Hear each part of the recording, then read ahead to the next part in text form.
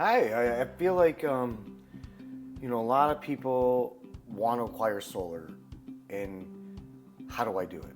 Right. That's the first question, or one of the first questions out of most of my clients' mouths. What are my options? What are my options? I don't want any money out of my pocket. Zero down solar, no money out of pocket, free solar. I've gotten that one. Free twice. solar, yeah, I've heard about free solar many times. Solar is not free. But the ways to acquire solar, right? Mm-hmm. There's usually 3 to 4 methods of acquiring solar, depending on what your company offers. A good company will offer you any option. If somebody comes to your house to present to you, they shouldn't just have a cookie cutter presentation. Right. I'm against that. I remember when we were doing ours and we had the consultations here at our house that when someone did that, it was like, oh, why are we just one type? Right. You learn how unique each home is. So what do we have? We have cash, we have solar loan, Right. and then we have a PPA, or a power purchase agreement, which is very traditional in the market. And then the fourth one is a lease. It's just a little bit different than a PPA, but the big 3 are cash, solar loan, and then a PPA. Cash is pretty simple. Can you describe cash, Mark? I think it's pretty self-explanatory. Yeah, you take money out of your bank. Also, cash, you would be a cash buyer if you had a home equity line of credit. Right. So we do also talk to clients about having a home equity line of credit and using that to acquire their solar with. Or different funding methods. Absolutely. So in the second option is to take the cash and try to find a solar loan, right?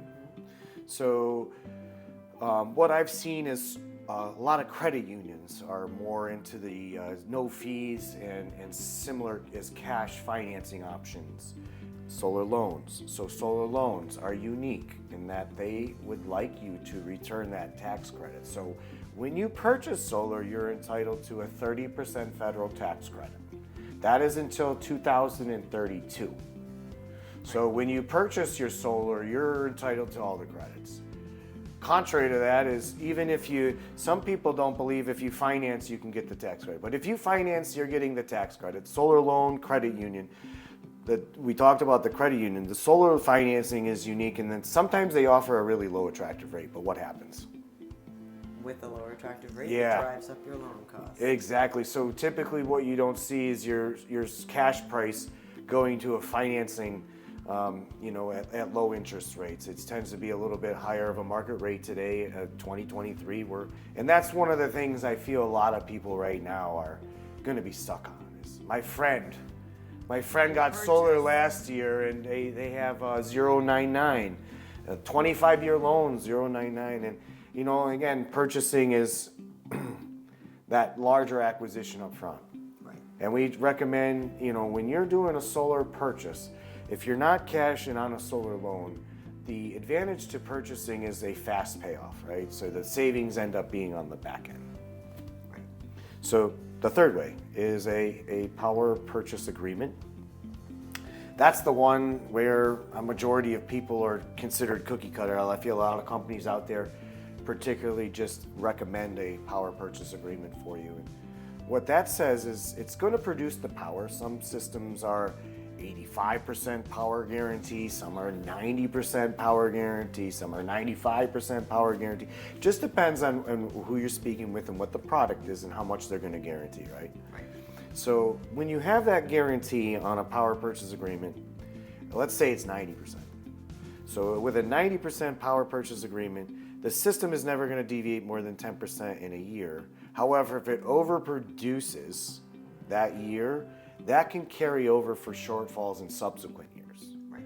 So let's say we produce 120% and then the next year we only produce 80%. We're still net 100. So that's how those work. So in a power purchase agreement, the power is always year to year transitory so that you're at a net 100 or never less than net 90. And if you are, in that example, the lessor would finance you back that money that you lost on that production.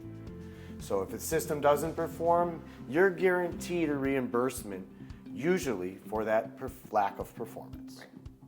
So that's a power purchase agreement. Very happy to dive more into that with you on a 1-over-1 basis because it is unique for most homes. And what we find is a lot of companies position other homes that are viable for solar in the same thing as a shady home. So that's another thing we'll probably go into is a shade report on another analysis for people. So, and then the last way is a lease. Very few companies offer a true lease, and if you find one, they're usually a little shorter of a term and not as popular as the cash, a solar loan, or a power purchase agreement. And here at CellSun, we're here hopefully making sense of your solar journey.